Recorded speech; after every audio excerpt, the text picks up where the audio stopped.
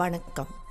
சிவ வழிபாடு பாரதம் முழுவதும் திருநெறியாக இருந்த காலத்தில் இருந்தே நம் ஆன்மீகத்திற்கு ஆணிவேராகவும் அஸ்திவாரமாகவும் இருப்பது சிவாலயங்கள். லிங்கம் என்ற அங்கம் இல்லாத பரம்பொருள் தன் எல்லையில்லாத கருணையால் மானுடத்தை கட்டி அணைத்து கலை வளர்க்கும் நாட்டிலே உயிர் வளர்க்கும் அன்பர்களுக்கு ஆணவம், கர்வம், மாயை என்ற இருள் அகற்றி முக்தி என்ற சிவத்திலே கலக்க வைக்கும் பேரின்பப் பெருவெள்ளம். எல்லாம் நன்மைக்கே, யாவும் ஈசன் செயல், சர்வம் சிவமயம் என்ற பேருண்மை புலனாகி இன்பங்களையும் துன்பங்களையும் ஒரே மாதிரியாக ஏற்றுக்கொள்ளும் மனப்பக்குவம்தானே கிடைத்தற்கரிய பேரு. ஈசன் சுயம்புவாகவோ பிரதிஷ்டை செய்யப்பட்டோ பரஞ்சோதியாக வெளிப்பட்டு பக்தர்களுக்கு திருக்காட்சி கொடுத்த தலங்கள் ஜோதிர்லிங்கங்கள் என்று அழைக்கப்படுகின்றன. அத்தகைய ஜோதிர்லிங்கங்கள் 12ஆக பல்லாயிரம் ஆண்டுகளுக்கு முன்பே தொகுக்கப்பட்டு ராமேஸ்வரமே 12ஆவதாகவும் இறுதியான ஜோதிர்லிங்கமாகவும் விளங்குகிறது. இந்த 12 ஜோதிர்லிங்கங்களில் ஏதாவது 4-5 மட்டும் நம்மில் ஒரு சிலர் சென்று தரிசித்திருப்போம். நம்மில் எத்தனை பேருக்கு இந்த 12 ஜோதிர்லிங்கங்களையும் வாழ்நாளில் தரிசிக்கும் பேறு கிட்டுமோ தெரியாது. அங்கு இங்கு எனாதபடி எங்கும் பிரகாசமாக ஒளிவீசி நிற்கும் இந்த 12 ஜோதிர்லிங்கங்களையும் ஒரு சேர ஓரிடத்தில் நின்றபடியே தரிசிக்கும் ஒரு உயரிய ஆன்மீக அனுபவம் கிடைத்தால் எப்படி இருக்கும்?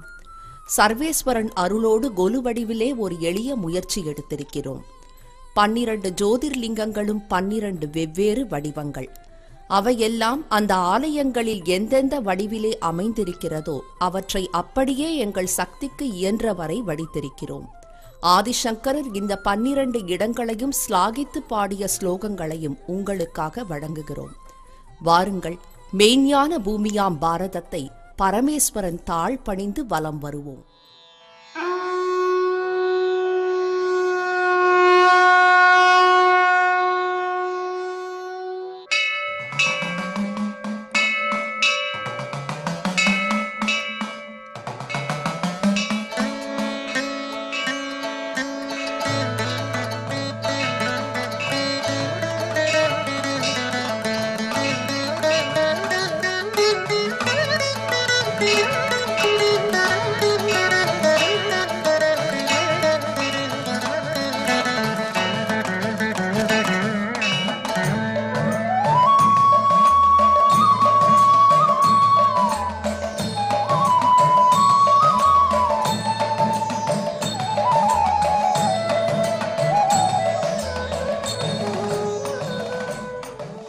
महाद्रिपार्श्वे च तटे रमन्तं सम्पूज्यमानं सततं मुनीन्द्रैः सुरासुरैर्यक्षमहोरगाद्यैः केदारमीशं शिवमेकमीडे केदारमीशं शिवमेकमीडे.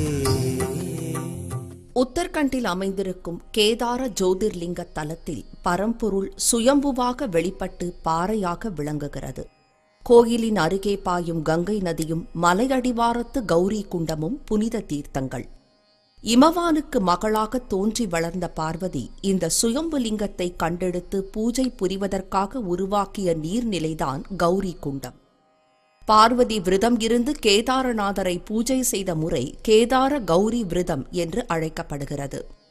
பரசுராமராலும் பாரத போருக்குப் பிறகு கண்ணனாலும் பாண்டவர்களாலும் வணங்கப்பட்ட இடம். கேதாரம் என்றால் கவலையை நீக்குதல் என்ற பொருளிற்கு ஏற்ப கேதாரநாதரை வழிபட்டால் ஒழுக்கமான வாழ்வும் மனக்கவலைகளும் நீங்குகின்றன.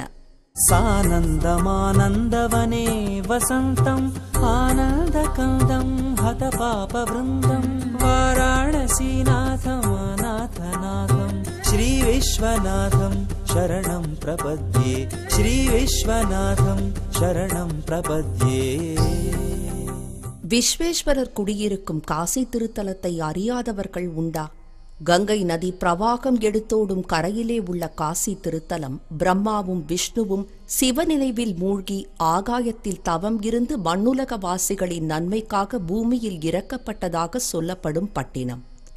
தான் தவம் இருந்த திருநகரை பார்க்க வந்த விஷ்ணு ஞானவாபி என்ற கிணற்றில் இருந்த சுயம்புலிங்கத்தை பிரதிஷ்டை செய்து காசி விஸ்வநாத ஜோதிர்லிங்கமாக வழிபட்டார். விஷ்ணு கங்கையிலே நீராடும் போது அவருடைய காதில் இருந்த குண்டலம் நதியில் விழுந்தது. அந்த இடத்திலும் ஒரு சுயம்புலிங்கம் கிடைக்கப் பெற்று அவர் ஹிரண்ய கர்ப்பர் என்று அழைக்கப்பட்டார். மகாவிஷ்ணுவின் குண்டலம் விழுந்த இடம்தான் மணிகர்ணிகை. பிரம்மன் 10 அஸ்வமேத யாகங்கள் செய்து வழிபட்ட இடமே தச அஸ்வமேத காட் என்று அழைக்கப்படுகிறது. லிங்கத்தை பிரதிஷ்டை செய்து ஹரிಶ್ಚಂದ್ರ ராஜா வழிபட்ட இடம்தான் ஹரிಶ್ಚಂದ್ರ காட்.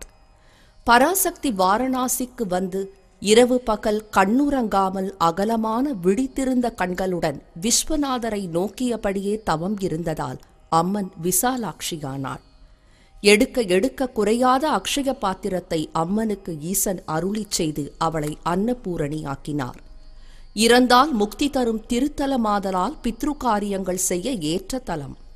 இம்மைக்கும் மறுமைக்கும் இன்பமும் அமைதியும் சேர்க்கும் ஈடு இணையற்ற அருட்தலம் காசி என்பதில் சந்தேகம் என்ன? பூர்வோத்தரே பிரஜ்வலிகா நிதானே சதா வசந்தம் கிரிஜா சமேதம் சுராசுராராதித பாத பத்மம் ஸ்ரீ வைத்யநாதம் தமஹம் நமாமி ஸ்ரீ வைத்யநாதம் தமஹம் நமாமி. வைத்தியநாதம் என்ற திருத்தலம் ஜார்க்கண்ட் மாநிலத்தில் டியோகர் என்ற இடத்திலே அமைந்திருக்கும் சுயம்புலிங்கமாகும். தக்ஷன் செய்த யாகத்தாலே துயருற்ற தாக்ஷாயணி யாக குண்டத்திலே விழுந்து விடுகிறாள்.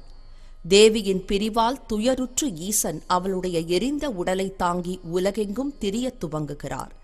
இந்த காட்சியை காணும் விஷ்ணு தாக்ஷாயணியின் உடலை 52 பாகங்களாக தன் சக்கரத்தாலே வெட்டுகிறார். அப்போது தேவியின் இதயம் விழுந்த இடம்தான் வைத்தியநாதம் என்று சொல்லப்படுகிறது. 1000 லிங்கங்களின் சக்தி ஒரு சேர அமைய பெற்றது வைத்தியநாத ஜோதிர்லிங்கம். எல்லா பாவங்களையும் களைய வல்லது காசி. ஆனால் காசியிலே சேரும் பாவங்களை கூட களைய வல்லது வைத்தியநாத ஜோதிர்லிங்கம் என்றால் அதன் மகிமை எத்தகையது என்று எண்ணி பாருங்கள். அவந்திகாயாம் விஹிதாவதாரம் முக்தி பிரதானாய ச சஜ்ஜனானாம் அகால மிருத்யோஹ பரிரக்ஷணார்த்தம் வந்தே மகாகால மகாசுரேஷம் வந்தே மகாகால மகாசுரேஷம். மாகாளேஸ்வரம் என்ற திருத்தலம் மத்திய பிரதேச மாநிலத்தில் உஜ்ஜயினி அருகே சிப்ரா நதிக்கரை ஓரத்தில் அமைந்துள்ளது. ஈசனுக்கு உரிய மரியாதை செய்யாமல் தக்ஷன் செய்த யாகத்தால் வீரபத்ரரும் பத்ரகாளியும் அவதாரம் எடுத்து தக்ஷனின் தலையை அறுத்து எறிகின்றனர். பின்னர் வீரபத்ரர் கைலை மலையை அடைந்து சிவநினைவில் மூழ்கி போகிறார். ஆனால் பத்ரகாளியோ வெறி அடங்காமல் கண்ணில் பட்ட எல்லோரையும் துன்புறுத்துகிறாள். விண்ணுலக வாசிகள் பத்ரகாளியிடம் இருந்து தங்களை காப்பாற்றுமாறு மகேஸ்வரனை வேண்டினார்கள். கால் கட்டை விரலை காது வரையிலும் தூக்கி ஆடும் ஊர்த்தவ தாண்டவத்திற்கு ஈசன் திருவாலங்காட்டிற்கு காளியை அழைக்கிறார். நடனத்தில் தோற்றுப்போகும் காளி கோபமும் வெறியும் அடங்கி பல திருத்தலங்களுக்கு சென்று சிவ வழிபாடு நடத்துகிறாள். இறுதியாக சிப்ரா நதிக்கரையை அடைந்து குளம் ஒன்றை தோண்டி லிங்க பரம்பொருளை பிரதிஷ்டை செய்து தவம் செய்கிறாள். இந்த குளம் புஷ்கரணி என்று அழைக்க பெற்று 12 ஆண்டுகளுக்கு ஒருமுறை கும்ப திருவிழாவும் இங்கு நடைபெறுகிறது. கிபி 13ஆம் நூற்றாண்டில் மகமதிய மன்னர்களால் இடித்து தகர்க்கப்பட்டு இந்த கோயிலின் லிங்கமும் பெயர்த்து குளத்திலே போடப்பட்டது. 500 ஆண்டுகளுக்கு பிறகு லிங்கம் குளத்தில் இருந்து மீட்டெடுக்கப்பட்டு கோயிலும் புனரமைக்கப்பட்டது. மாகாளேஸ்வரரை வணங்கி தொழுவோருக்கு மரண பயங்கள் நீங்கி அமைதியும் பக்தியும் பெருகுகின்றன. யாம் ஏ சதங்கே நகரே திரம்யே விபூஷிதாங்கம் விவிதைஸ்ச போகைः சத்பக்தி முக்திப்ரதம் ஈஷமேகம் ஸ்ரீநாகநாதம் சரணம் பிரபத்யே ஸ்ரீநாகநாதம் சரணம் பிரபத்யே. நாகேஸ்வரம் என்ற திருத்தலம் குஜராத்தில் துவாரகை அருகே தாருகாவனம் காட்டுப்பகுதியில் அமைந்துள்ளது. இந்த சுயம்பு லிங்கத்தை துவாரகையில் இருந்தபோது ருத்ராபிஷேகம் செய்து ஸ்ரீ கிருஷ்ண பகவான் வணங்கியதாக சொல்லப்படுகிறது. பாண்டவர்களும் தங்கள் வனவாசத்தின் போது இந்த தாருகாவனத்தில் தங்கியிருந்தனர். இந்த லிங்கம் துவாரக சீலா என்ற கல்லால் ஆன லிங்கமாதலால் இந்த லிங்கத்தில் சிறிய சக்கரங்கள் காணப்படும். முகலாய மன்னர் அவுரங்கசீப் இந்த கோவிலை இடிக்க முற்பட்ட போது 1000 தேனீக்கள் திரண்டு வந்து அவருடைய படைகளை தாக்கியதால் அவர் திரும்பி போக நேரிட்டது. நாகநாதரை வழிபடுகிறவர்களுக்கு பாம்புகளால் எந்த ஆபத்தும் உண்டாகாது, நாகதோஷங்களும் நீங்கி போகும். சௌராஷ்டிரதேசே விஷதேதி ரம்யே ஜோதிர்மயம் சந்திரகலாவதம்சம் பக்தி பிரதானாய கிருபாவதீர்ணம் தம் சோமநாதம் சரணம் பிரபத்யே தம் சோமநாதம் சரணம் பிரபத்யே. சோமேஸ்வரம் என்ற ஜோதிர்லிங்க திருத்தலம் குஜராத்தில் சரஸ்வதி நதி கடலில் சங்கமிக்கும் கடற்கரை ஓரம் அமைந்துள்ளது. தக்ஷனுக்கு 27 பெண்கள் இருந்ததாகவும் அவர்கள் அனைவரும் சந்திரன் மேல் ஆசை கொண்டு அவரையே திருமணம் செய்து கொண்டதாகவும் சொல்லப்படுகிறது. ஆனால் சந்திரனோ ரோகிணி மீது அதிக ஆசை வைத்து மற்றவர்களை உதாசீனப்படுத்தினான். இதனால் தக்ஷனின் சாபத்திற்கு ஆளாகி சந்திரனை க்ஷயரோகம் பற்றியது. தன் நிலை பற்றி கவலை கொண்ட சந்திரன் சரஸ்வதி நதி கடலிலே கலக்கும் இடத்தை தேர்வு செய்து லிங்க பிரதிஷ்டை செய்து அல்லும் பகலும் சிவபூஜை புரிந்தார். பராபரன் சந்திரனுடைய பக்தியிலே மகிழ்ந்து அவனை நாளுக்கு நாள் வளர்ந்து பிரகாசிக்கும்படி செய்து தன்னுடைய திரிசடையிலே சூடி தனக்கும் சோமநாதர் சந்திரசேகரர் என்ற திருநாமங்கள் அமையும்படி செய்தார். எம்பெருமான் கண்ணனின் இறுதி நாட்கள் சோமேஸ்வரத்தில்தான் கழிந்தது என்பதும் குறிப்பிடத்தக்கது. பல 100 ஆண்டுகளாக பல மன்னர்களால் புதுப்பிக்கப்பட்டு போற்றப்பட்டு வந்த சோமநாதர் கோயில் பல மொகமதிய மன்னர்களால் பலமுறை தாக்கப்பட்டுள்ளது. இந்த கோயிலில் 1500 இசைக்கலைஞர்களும் 250 நடன கலைஞர்களும் 1000 புரோகிதர்களும் ஒரு காலத்தில் இருந்ததாக சொல்லப்படுகிறது.